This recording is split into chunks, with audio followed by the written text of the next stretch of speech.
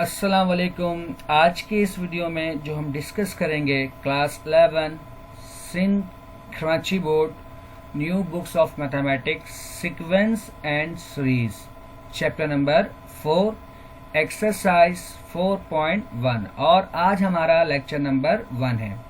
Chapter 2 matrix के साथ साथ अब मैं सीक्वेंस सीरीज को भी लेकर चलूंगा और फिर इंशाल्लाह बहुत ही जल्द मैं चैप्टर नंबर 1 की भी वीडियो एक साथ अपलोड करना शुरू करूंगा, यानी कि ये 3 चैप्टर मैं एक साथ लेकर चलूंगा।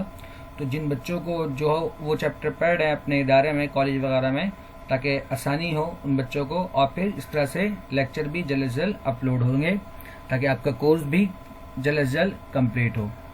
तो जिन बच्चों ने चैनल को सब्सक्राइब नहीं किया है तो चैनल को सब्सक्राइब कर लें ताकि इस तरह की मजीद वीडियो आप तक बआसानी पहुँच सके, और क्लिक द बेल आइकन, और बेल आइकन को भी दबा दिया ताकि जैसे ही मैं वीडियो अपलोड करूं आपके पास नोटिफिकेशन आ जाए।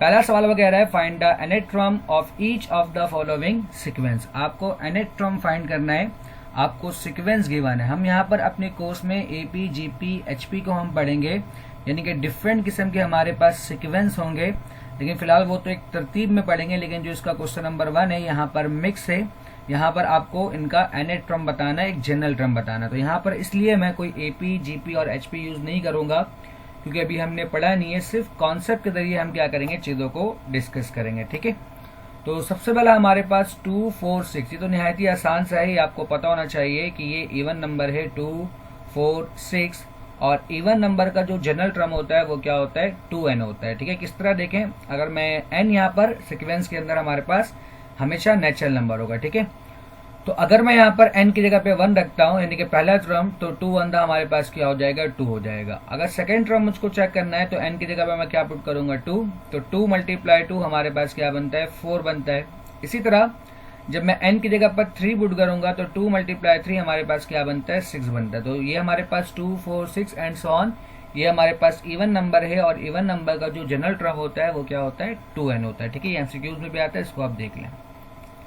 अगला हमारे पास क्या है, 1 square, 2 square, 3 square and so on. आपको दिख रहा है कि ये 1, 2, 3 हमारे पास क्या है कि नेचुरल नंबर है, और नेचुरल नंबर के ऊपर क्या है, स्क्वायर है। जैसे मैंने आपको बताया इवन नंबर का 2n होता है, तो नेचुरल नंबर का हमारे पास क्या होता है, जस्ट n होता है। जैसे अगर मुझको पहला टर्म चाहिए तो n equal to 1, second term चाहिए तो n equal to 2, third term चाहिए तो n equal to 3, fourth term चाहिए तो n इक्वल टू 4। सिंपल। ठीक है, तो जब कभी भी हम नेचुरल नंबर की बात करेंगे तो नेचुरल नंबर में जो हमारा जनरल टर्म होता है वो क्या होता है, n होता है। ठीक, क्योंकि यहाँ पर हर एक एलिमेंट पे स्क्वायर लगा हुआ है तो हम क्या करेंगे, n पे स्क्वायर कर देंगे। तो इस तरह हमारे पास tn किसके बराबर होगा, n स्क्वायर का। आप इसको वेरीफाई कर लें, जब इसमें आप 1 पुट करोगे तो 1 का स्क्वायर 1, जब 2 पुट करोगे तो 2 का स्क्वायर 2, जब 3 पुट करोगे तो 3 का स्क्वायर 3। Part third 3, 9, 27। ये आपको दिख रहा है पहला टर्म 3 है, अगला टर्म क्या है, 9 है, यानी कि 3 3 9, और फिर अगला टर्म हमारे पास क्या है, 27, यानी कि 3 मल्टीप्लाई 3 मल्टीप्लाई 3 हमारे पास क्या बनेगा, 27। तो ये हमें दिख रहा है कि ये 3 का मल्टीपल है।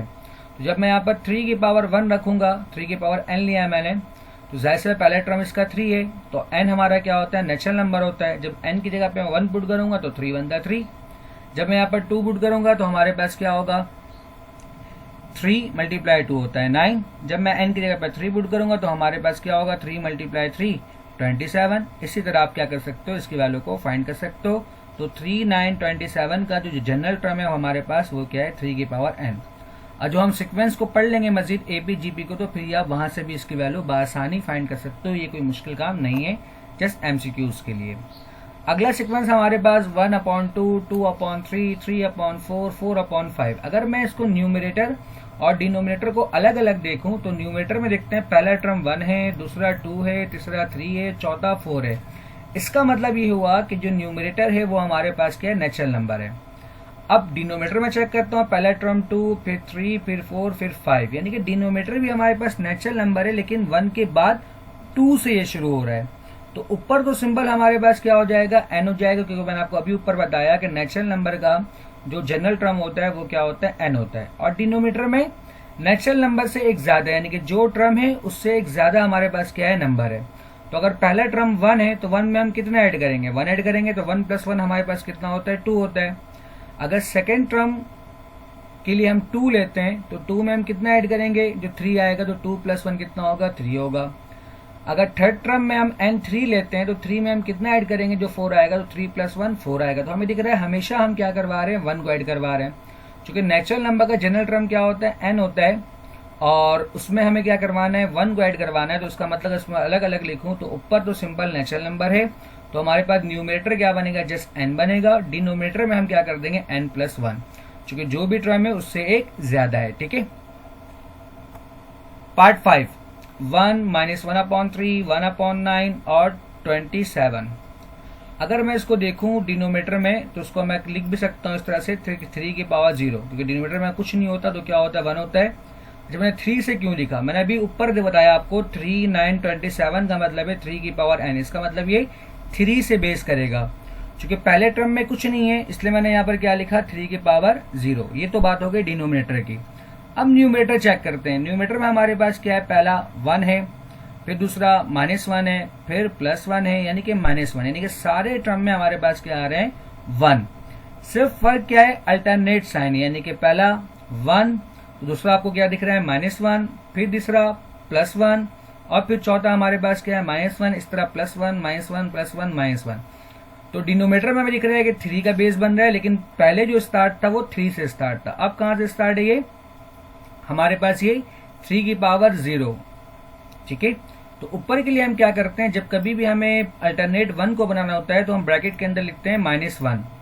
अब -1 की हम पावर क्या लेंगे, अब इस चीज को आप बहुत ध्यान से समझें। अगर यहाँ पर पहला टर्म होता, क्योंकि हम जानते हैं अगर पावर इवन नंबर होगा तो माइनस साइन खत्म हो जाता है, और पावर ऑड होगा तो माइनस साइन रहेगा। अगर चूंकि हम तो n यहाँ पर नेचुरल नंबर ही पुट कर सकते हैं। अगर मैं यहाँ पर सिर्फ n लूं और यहाँ वैल्यू पुट करूं, तो n = 1, तो 1 हमारे पास ऑड नंबर है, तो ऑड नंबर मतलब हमारे पास क्या होगा, कि इसका आंसर माइनस का 1 होना चाहिए, जबकि यहाँ पर हमारे पास क्या है, प्लस का 1 है।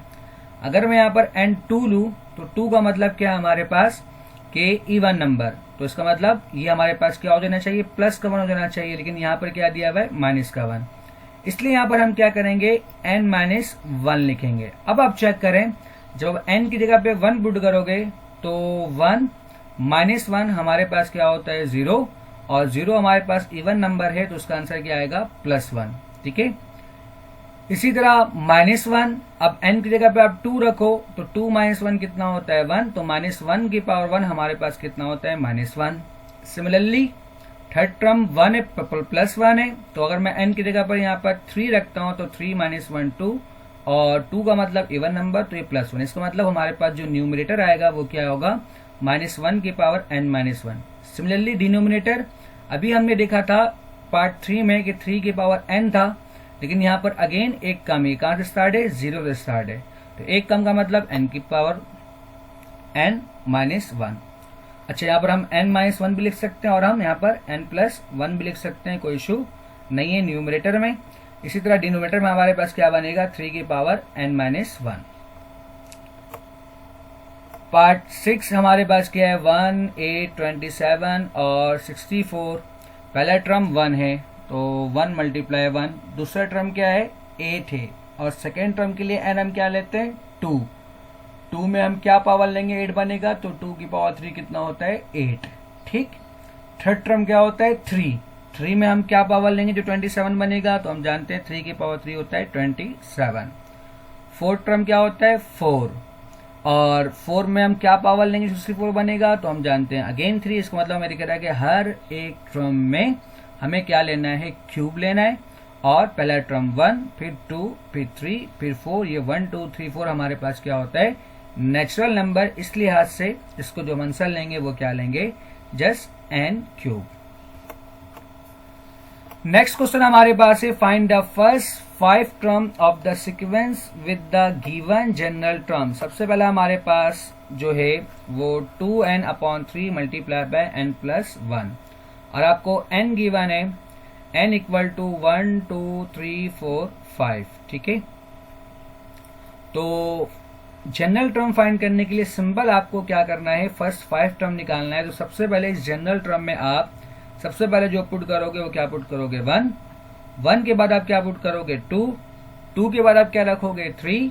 3 के बाद आप पुट करोगे 4, और 4 के बाद आप क्या पुट करोगे 5, जैसा कि मैंने यहाँ पर लिखा है, ठीक है। तो 1, 1 के बाद 2, 2 के बाद 3, 3 के बाद 4, 4 के बाद 5, ठीक। तो सबसे पहले मैंने यहाँ पर इसमें क्या किया 1 पुट किया, फिर सेकेंड टर्म के लिए मैंने क्या पुट किया 2, थर्ड टर्म के लिए मैंने क्या पुट किया 3, फोर्थ टर्म के लिए मैंने क्या पुट किया 4, ये ब्रैकेट थोड़ा सा आगे चले गया है, और फिफ्थ टर्म के लिए हमने क्या किया 5 पुट किया। सिंपल सा तरीका है कि पहले टर्म निकालने के लिए जहां जहां पर n है वहां पर आप 1 रख दोगे, सेकेंड टर्म के लिए आप 2 रख दोगे, थर्ड टर्म के लिए 3, और फोर्थ टर्म के लिए 4, और फिफ्थ टर्म के लिए आपको क्या करना है 5 पुट करना है। और फिर सिंप्लीफाई करके आप चेक कर लो, आपका आंसर क्या आएगा 4/3, 4, 8, 40/3 और 20, ठीक है। सिंपल, कोई मुश्किल काम नहीं है, इसलिए मैं ज्यादा डिटेल में आपको नहीं समझाया। जहां क्वेश्चन समझाने वाले आएंगे फिर इंशाल्लाह फिर मैं उसको आपको डिटेल में समझाऊंगा, कि जस्ट एमसीक्यूज के लिए या एमसीक्यूज के लिए भी नहीं, आपको एक जस्ट एक इन्फॉर्मेशन दे रहा है कि हम किस तरह टर्म फाइंड करते हैं। तो बाकी जो इसके पार्ट है आप सिंपल खुद से करिएगा, कि सिंपल जैसे मैंने आपको बताया कि आपको क्या करना है, सिर्फ 1, 2, 3, 4, 5 पुट करना है n की जगह पर और उसका आंसर फाइंड कर लेना है। मैं उसका पार्ट 7 करवा रहा हूं आपको कि an+1 = 6 + an, और आपको गिवन है कि a1 किसके बराबर है 2 के, और आपको 5 टर्म निकालना है। तो स्टार्ट करते हैं इसको सॉल्यूशन। सबसे पहले ये हमें गिवन है, आप 6 टर्म फाइंड करना है, 5 टर्म फाइंड करना है, 4 फाइंड करना है, इससे कोई फर्क नहीं पड़ता। आपको स्टार्ट कहां से करना है 1 से। सबसे पहले आप क्या लें 4n = 1, तो जहां जहां पर n है वहां वहां पर आप क्या पुट कर दें 1 पुट कर दें। तो हम जानते हैं 1 + 1 हमारे पास कितना हो जाएगा 2, और यहाँ से a1 हमें गिवन है किसके बराबर, a1 2 के बराबर है, तो इस a1 की जगह हम क्या पुट कर देंगे 2, तो 6 + 2 हमारे पास कितना हो जाएगा 8। ये हमारा हो गया फर्स्ट टर्म, ठीक है। अब उसके बाद सेकंड टर्म की बारी। तो सेकंड टर्म के लिए हम क्या करते हैं 4n = 2 लेते हैं। तो जहां जहां पर n है सवाल में वहां पर हम क्या करेंगे 2 पुट कर देंगे, तो n+1 था तो ये 2+1 हो जाएगा, इक्वल टू 6 + an था, तो सिंपल ये क्या हो जाएगा a2।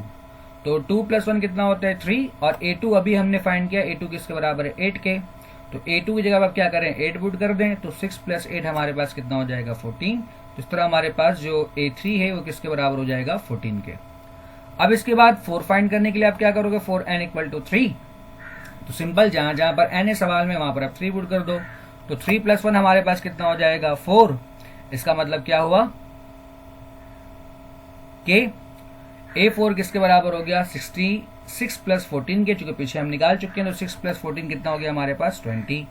सिमिलरली अगला हम क्या करेंगे 4n = 4 पुट कर देंगे, जहां जहां पर n है वहां पर आप 4 पुट करोगे, तो हमारे पास जो फाइनल आंसर बनेगा a5 = 26। इस तरह हमने a1 a2, तो a1 तो हमें गिवन था, हमने a2 a3 a4 और a5 फाइंड कर लिया।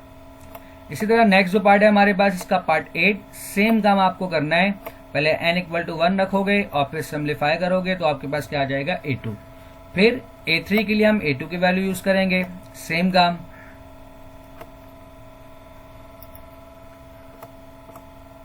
ठीक है। क्योंकि मैं आपको पीछे समझा चुका हूं इसलिए मैं आपको डिटेल में नहीं समझा रहा ये चीज, आप जिसको सिंपल देख लें। जस्ट मैंने क्या किया n = 1, फिर 2, फिर 3 और फिर 4, इस तरह हमने a1 a2 a3 a4 और a5 कर लिया। इसको आप खुद भी समझ सकते हैं बआसानी, ठीक है। नेक्स्ट क्वेश्चन हमारे पास, find the sequence by using tn+1 = n+1 tn where t1 = 2। बिल्कुल पिछले वाला सवाल है जो अभी हमने पढ़ा। सिंपल आप क्या करोगे, सबसे पहले फॉर n = 1, तो 1 + 1 2, और ये t1 हमें गिवन है, t1 किसके बराबर है 2 के, तो 2 × 2 कितना हो जाएगा 4, यानी कि t2 किसके बराबर हो गया 4 के बराबर हो गया। सिमिलरली फॉर n = 2, जहां जहां पर n है वहां पर आप 2 पुट कर दोगे और फिर सिंप्लीफाई करोगे, तो इस तरह आपके पास t3 किसके बराबर आ गया 12 के, t2 4 के। सेम थिंग अब आप क्या करोगे 4n = 3, जहां जहां पर n है सवाल में वहां पर 3 पुट कर दोगे, तो 3 + 1 कितना होता है 4, और 3 + 1 4, t3 अभी हमने फाइंड किया 12, और 4 × 12 को करवाओ तो कितना होता है 48, तो t4 हमारे पास कितना हो गया 48, ठीक है। इस तरह हमारे पास जो रिक्वायर्ड सीक्वेंस आया, पहला टर्म 2, फिर 4, फिर 12, और फिर हमारे पास क्या हो गया 48।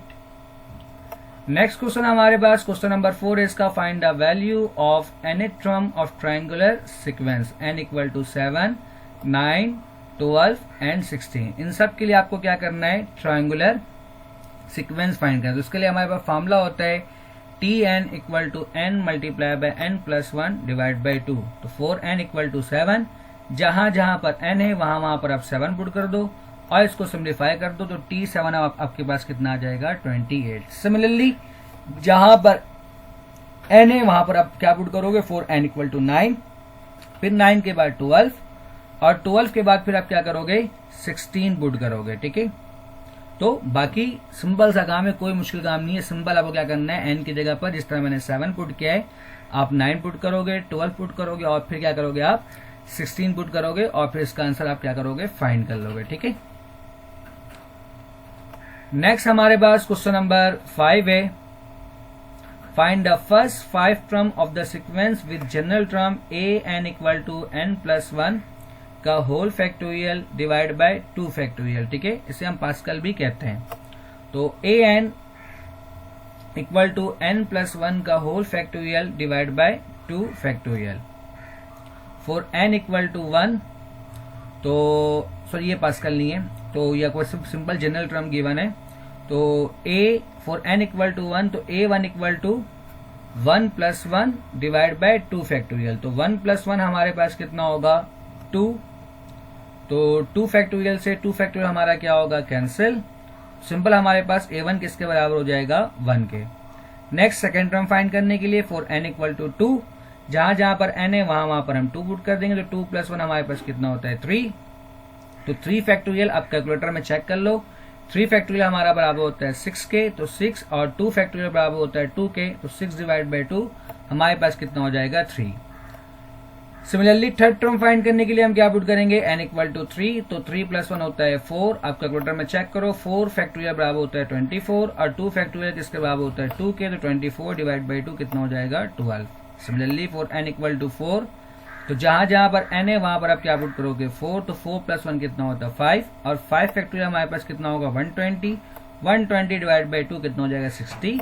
तो इतना काफी है मजीद। अच्छा फॉर n इक्वल टू 5, अच्छा 5 टर्म कह रहा है सॉरी, तो फिर मैं क्या करूंगा n इक्वल टू 5 पुट कर दूंगा, तो 5+1 कितना हो जाएगा 6। सिंपल आप कैलकुलेटर में इसकी वैल्यू फाइंड करो तो कितना आएगा 720 और 720 डिवाइड बाई 2 हमारे पास कितना हो जाएगा 360। इस तरह मैंने क्या किया a1, a2, a3, a4 और a5 तक फाइंड कर लिया जो हमें कह रहा था।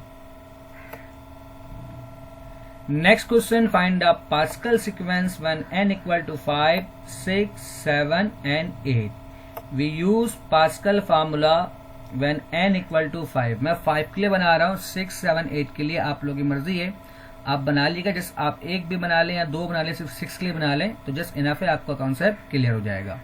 तो we use Pascal formula when n equal to 5। Pascal formula का जो फार्मूला है कि n factorial divide by r factorial multiply by n minus r का होल फैक्टोरियल, ये हमारे पास कॉम्बिनेशन का भी फार्मूला होता है। ठीक, अगर n इक्वल टू 5 है, चूंकि इसके अंदर एक n है और एक क्या है r है पास्कल फार्मूला में, तो अगर n इक्वल टू 5 है तो r हम क्या लेंगे, तो r हम लेंगे 0 से लेकर 5 तक, यानी कि 0, 1, 2, 3, 4, 5। और अगर n इक्वल टू 6 है तो r हम क्या लेंगे 0 से लेकर 6 तक, यानी कि इन सारी वैल्यू के लिए हम क्या करेंगे इसको फाइंड करेंगे। यानी कि पहले n equal to 5, r equal to 0, फिर n equal to 5, r equal to 1, n equal to 5, r equal to 2, इसी तरह फिर 3, इसी तरह फिर 4, इसी तरह फिर 5।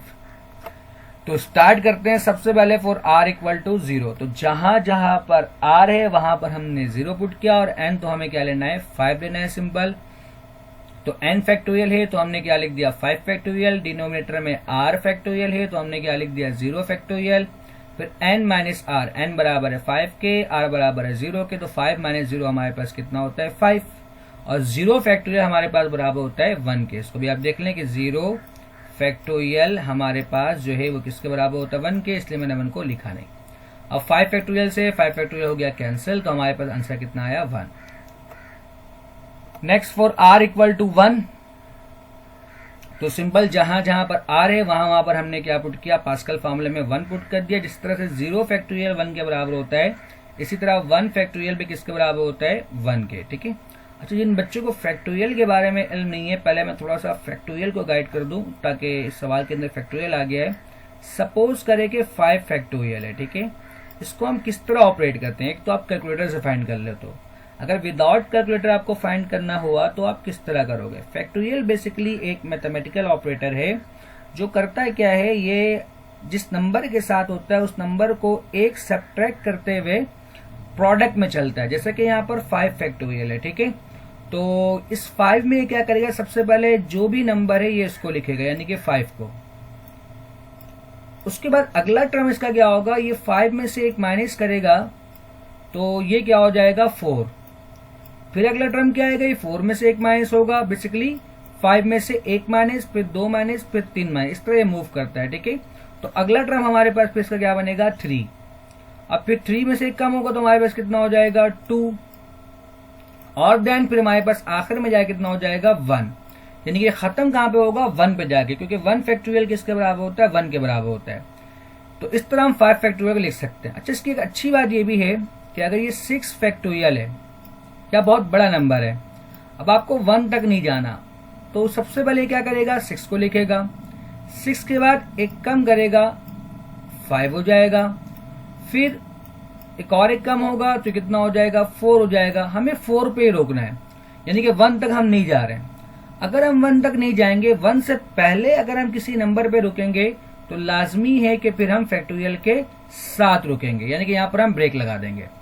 अब उसको अगर हमें आगे बढ़ना होगा तो मजीद फिर वही पैटर्न से हम आगे बढ़ेंगे। ये हमारा काम है बेसिकली फैक्टोरियल का, यानी कि फैक्टोरियल को हम 1 से पहले भी रोक सकते हैं, लेकिन शर्त यह है कि फैक्टोरियल नोटेशन के साथ रोकेंगे। तो इस तरह यहाँ देखिए नीचे 4 फैक्टोरियल है, ऊपर 5 फैक्टोरियल है, तो मैं लिख सकता हूँ सबसे पहले 5, फिर 5 में कम करेंगे तो कितना हो जाएगा 4। चूंकि नीचे 4 फैक्टोरियल है, हम जानते हैं 4 से 4 कैंसिल हो जाएगा, तो मैंने उसको 4 पे ही स्टॉप कर दिया। लेकिन अगर 1 से पहले स्टॉप करूंगा तो फिर फैक्टोरियल के साथ स्टॉप करना होगा। तो इस तरह 4 फैक्टोरियल से 4 फैक्टोरियल कैंसिल होगा, आंसर क्या आ जाएगा 5। ये हो गया r इक्वल टू 1 के लिए। अब आप क्या करोगे, r इक्वल टू 2 के लिए पुट करोगे, तो जहां जहां पर r है वहां पर आप क्या पुट कर दोगे 2 पुट कर दोगे, ठीक है। तो 5 factorial divide by 2 factorial multiply bye 5 minus 2 का होल फैक्टोरियल। अच्छा, 2 फैक्टोरियल तो सिंपल 2 के बराबर होता है, तो 2 फैक्टोरियल मैंने क्या लिया है 2। अब यहाँ देखें नीचे डिनोमिनेटर में 3 फैक्टोरियल है, तो अब इस 5 को मैं 3 तक लेकर जाऊंगा। तो सबसे पहले 5 में कम हुआ 4, फिर 4 में कम हुआ 3। अच्छा, 3 पे क्यों रोक दिया, क्योंकि डिनोमिनेटर में 3 है।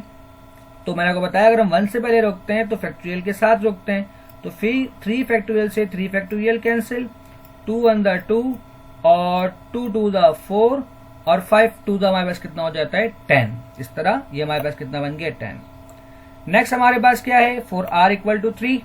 अब जहां जहां पर r है वहां पर हम क्या करेंगे 3 पुट करेंगे, तो ये हमारे पास क्या हो जाएगा 5 माइनस 3 का बराबर होता है 2 के।